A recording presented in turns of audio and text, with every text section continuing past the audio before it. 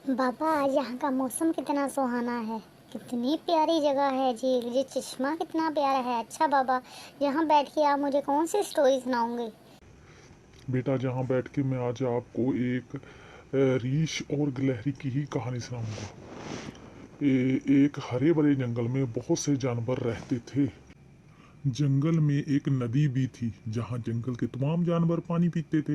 इर्द गिर्द झाड़ियों के झुंड थे, रंग बिरंगे फूलों की बेलें थीं और सब्जो शादाब फलदार दरख्त भी थे। इनमें बादाम अखरोट भी थे, फूलों की बहुतायत थी, जिसकी वजह से जगह जगह शहद के छत्ते लगे हुए थे। शहद रीछ को बहुत मरगूब है। शहद का छत्ता देखकर उसके मुंह में पानी भर आया। एक पतले से दरख्त पर गिलहरी रहती थी। गिलहरी एक मेहनती जानवर है।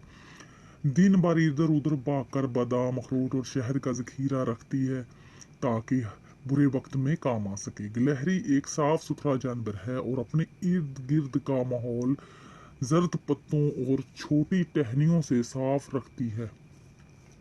एक दिन वो अपने घर में सफाई कर रही थी कि एक रीछ भटकता हुआ खुराक की तलाश में आ निकला। उसे देखकर गिलहरी दरख्त पर चढ़ गई। रीछ का ध्यान उसके घर की तरफ गया। उसने देखा कि वहां बहुत से बादाम अखरोट और शहद जमा है। उसने गिलहरी से कहा, इनमें से मुझे कुछ खाने को दो। गिलहरी ने कहा कि उसने बुरे वक्त के लिए संभाल कर रखे हैं। रीछ ने कहा, अब समझो बुरा वक्त आ गया। अगर तुमने मुझे ना दिया तो मैं उसे पतले दरख्त को हिलाऊंगा और ये सारी चीजें नीचे गिर जाएंगी। तो मुंह देखती रहना, तुझे अपनी जान बचाना भी मुश्किल हो जाएगा। बेचारी गिलहरी बहुत परेशान हुई कि इस मुसीबत से कैसे निजात हासिल की जाए। वो देख रही थी कि रीछ डील डोल वाला है। गुस्सा में आ गया तो वाकई चीजें गिरा सकता है, जिससे सर्दियों में उसे मुश्किल आएगी। वो सोच में पड़ गई। आखिर उसे एक तरकीब जहन में आई। वो मुस्कुराई और कहा, मुझे ये शायद देने में हर्ज नहीं, मगर ये बहुत ही थोड़ी सी है। इससे तुम्हारा पेट नहीं भरेगा और मेरे पास कुछ भी नहीं रहेगा। मुझे एक जगह का इल्म है, वहाँ बहुत सा शहद बादाम अखरोट है। ये सुनकर रिछ के मुंह में पानी आ गया। उसने जल्दी से कहा, जल्दी करो, मुझे वो जगह दिखाओ। गिलहरी ने कहा, मैं तुम्हारे ऊपर बैठती हूँ, वहां तक चलते हैं। रीछ खुशी खुशी मान गया।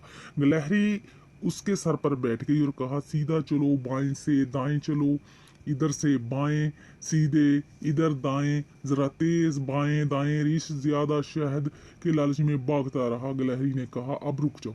रीछ की सांस फूल गई थी। गिलहरी ने उससे उतरते हुए कहा, सीधा गार में घुस जाओ, वहां शहद का बड़ा जखीरा मौजूद है, पेट भर कर खाना।